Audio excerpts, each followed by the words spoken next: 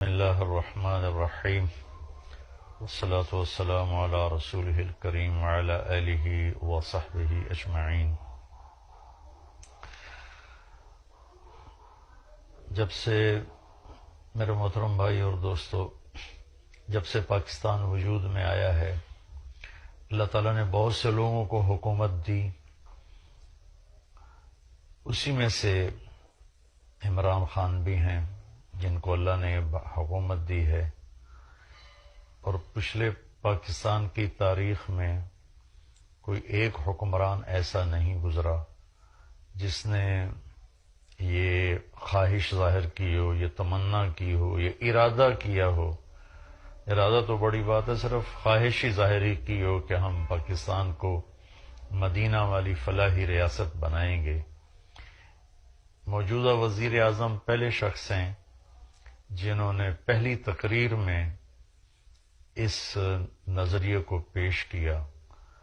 تو میری گزارش ہے تمام پاکستان کے 20 کروڑ عوام سے کہ ہم سب اس بندے کی پوری مدد کریں، دعا کے ساتھ، تعاون کے ساتھ، کہ مدینہ کی ریاست کا جو بھی تصور پیش کرے گا ہم اس کے غلام ہوں گے۔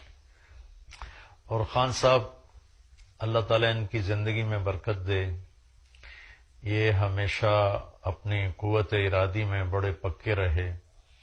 پھر اس کے بعد اتنے بڑے ہاسپٹل، اربوں کا منصوبہ، جیب میں 4 آنے بھی نہیں، لیکن عزم کیا، ارادہ کیا، اللہ نے اسے کھڑا کر کے دکھا دیا۔ پھر یہ 22 سال پہلے سیاست میں آئے، یہ تنہا تھے، اللہ نے ان کی قوت ارادی، محنت، وزیر اعظم بنایا۔ اب یہ ایک خوبصورت خواب دیکھ رہے ہیں اور ہمیں دکھا رہے ہیں، اور مخلص ہیں۔ مجھے اللہ کی ذات سے امید نہیں، یقین ہے 100% کہ یہ انتہائی دیانتدار، انتہائی مخلص ہیں۔ ہمیں ان کا ساتھ دینا ہے۔ ہم ان کا ساتھ کیسے دیں؟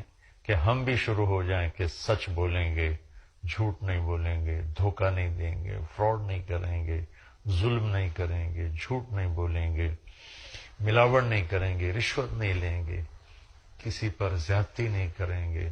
یہ ہمارا ساتھ ہے۔ یہی تو فلاحی ریاست ہی مدینہ کی، سچائی پر، محبت پر، راست بازی پر، ایثار پر، قربانی پر، یہ ہمارا ساتھ ہے۔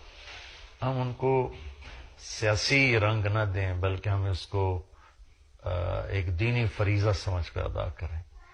پھر ایک اور چیز جس میں وہ منفرد مجھے نظر آئے کہ اتنے وزیر اعظم آئے، عمران خان صاحب بھی وزیر اعظم ہیں، ان کے ساتھ خواتین اول بھی بہت ساری آئیں۔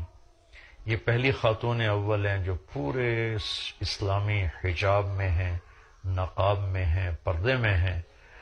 پورے میرے پاکستان کی خواتین کے لیے ان کی زندگی ایک پیغام ہے کہ اتنے بڑے منصب پر بھی پردہ کیا جا سکتا ہے۔ یہ بھی وہ ان 2 چیزوں میں وہ اپنی مثال آپ ہیں، ہم سب ان کے لیے دعا گو ہیں۔ اللہ ان کی مدد فرمائے اور انہیں ہر شر سے بچائے۔ السلام علیکم۔